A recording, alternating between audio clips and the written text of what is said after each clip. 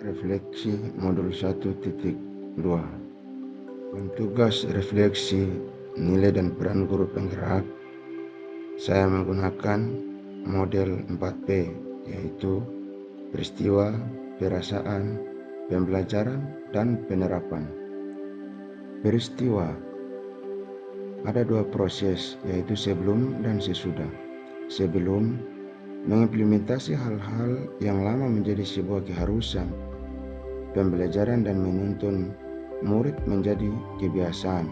Sesudah mempelajari modul 1.2, mencoba dengan hal-hal yang baru seperti tugas yang diselesaikan harus tepat waktu, yang sudah ditentukan merupakan momen atau hal yang menantang untuk membagi waktu antara menjalankan tugas di jam sekolah maupun di luar jam sekolah.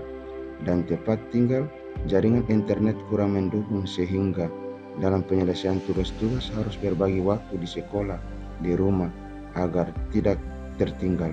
Seperti pada nilai mandiri dan peran guru penggerak sebagai pemimpin pembelajaran. Di bagian kedua adalah perasaan. Di sini terdapat dua hal menurut saya adalah sebelum dan sesudah. Di sesudah itu terdapat ide atau gagasan.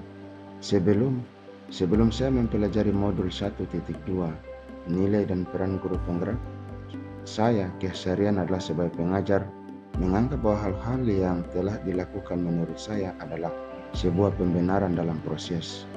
Setelah melewati modul 1.2, maka ide yang dimuncul adalah setelah mempelajari modul 1.2, saya merasa lebih terdorong lagi untuk belajar nilai-nilai dan peran guru penggerak yang nantinya dapat penerapan nilai, yaitu pembelajaran yang berpusat pada murid dengan cara mendesain media dan metode pembelajaran yang menyenangkan murid agar demi tercapainya kualitas diri saya, murid yang sesuai dengan filosofi pemikiran Ki Hajar Dewantara dan nilai-nilai dan peran sebagai guru penggerak.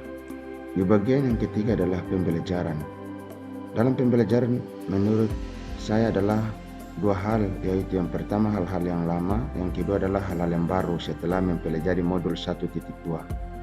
Jadi hal-hal yang lama, sebelum momen itu terjadi, saya berpikir bahwa pembelajaran dilakukan dalam kelas maupun di luar kelas, murid hanya duduk, diam dan mendengar apa yang saya sampaikan, serta penilaian adalah tolak ukur keberhasilan dan kolaborasi dianggap hal sepele atau biasa-biasa saja.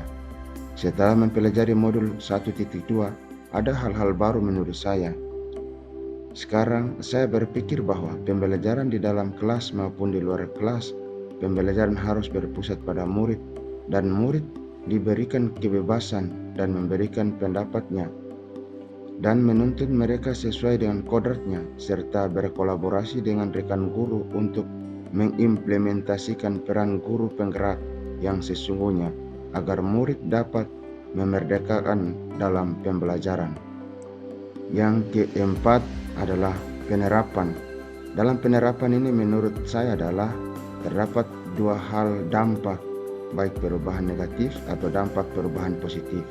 Dampak perubahan negatif adalah sebelum mempelajari modul 1.2, penerapan yang biasanya dilakukan adalah egosentrik, kurang memperhatikan nilai-nilai dan peran guru penggerak dalam penerapan pembelajaran. Setelah melewati modul 1.2, dampak positif menurut saya adalah penerapan selanjutnya adalah berkolaborasi yang baik antar sesama guru, orang tua murid, dan kepala sekolah serta pemangku kepentingan di sekolah untuk berdiskusi dan bertukar pendapat tentang perkembangan murid secara kognitif dan karakteristik.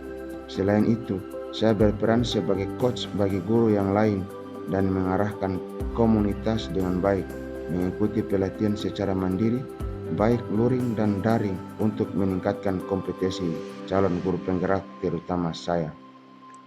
Semoga video saya dapat bermanfaat.